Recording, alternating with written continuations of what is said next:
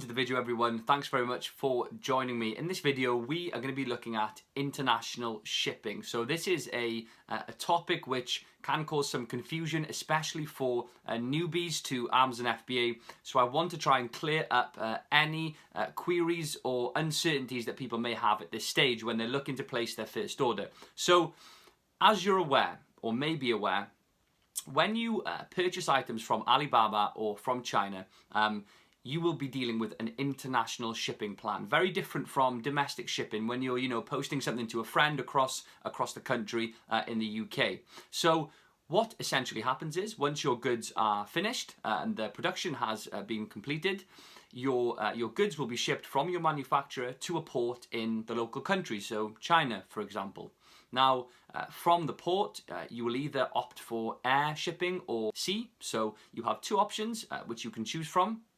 Now, depending on which option you choose, they will land in your domestic port if it's by air, or come into the seaport if it is by sea, and we'll use the UK for this example. So let's use air freight for what we're talking about now. They would land in the domestic port in the UK, and from that point, they would then either go to your home, depending on which option you choose. They would go to Amazon FBA, or a freight forwarder would take them to Amazon FBA. So it would either be Amazon FBA direct, or freight forwarder to Amazon FBA, or to your home for you to inspect, and then from there into Amazon FBA. So lots of different options, right? So that's a little breakdown of how the shipping process is broken up. Now, very briefly, we're going to look at the options, the three most common options and abbreviations that you're going to encounter when you're looking into this into shipping. So EXW or XWorks will be one of the first things. Now,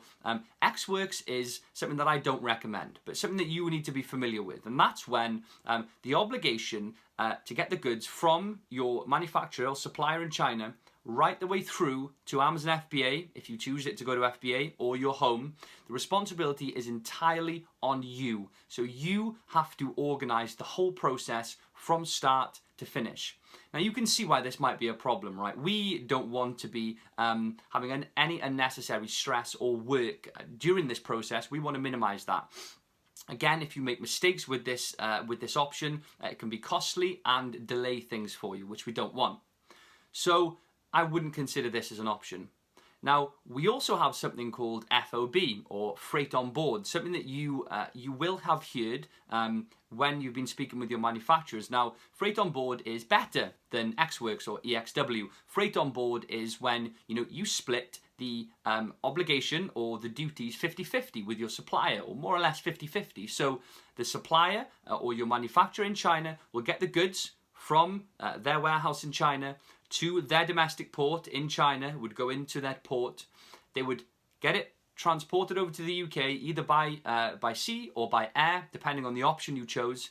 Now, at that stage, you would be responsible for the goods. So you would either need to organize a freight forwarder to take the goods and ship them to FBA, or a courier to get them delivered to your house. You would also be responsible for customs duties. Now, this is better than XWorks, but in my opinion, there's a better option. And we're going to lead to the final option, and I'm going to split this option into two because there's two very similar options which you should go for.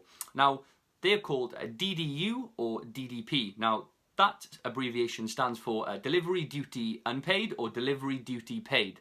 Now, Delivery Duty Paid is when 100% of the responsibility of your shipment, let's say you've ordered 200 units from China and you want to get them into FBA, right? You want to start making some money.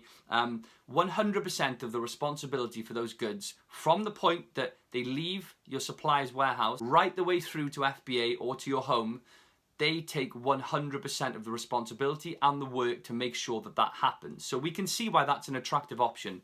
We don't want to have any involvement in that. We can minimize our involvement in that and leave it to a company that deals with business like this. So with DDP or Delivery Duty Paid, you would not need to pay any of your duty when it comes into customs, or when they hold it for a specific amount of time until duty and VAT is paid. This would all be covered by your supplier in the cost of the goods and the shipping that you paid right at the beginning. Now, there's a benefit from this, that you don't need to worry about paying for those two things. It reduces your workload and it leaves the supplier to do most of that work. And again, the cost is just included, right? The cost that you would have paid for VAT and duty is just included in the cost of the bulk order.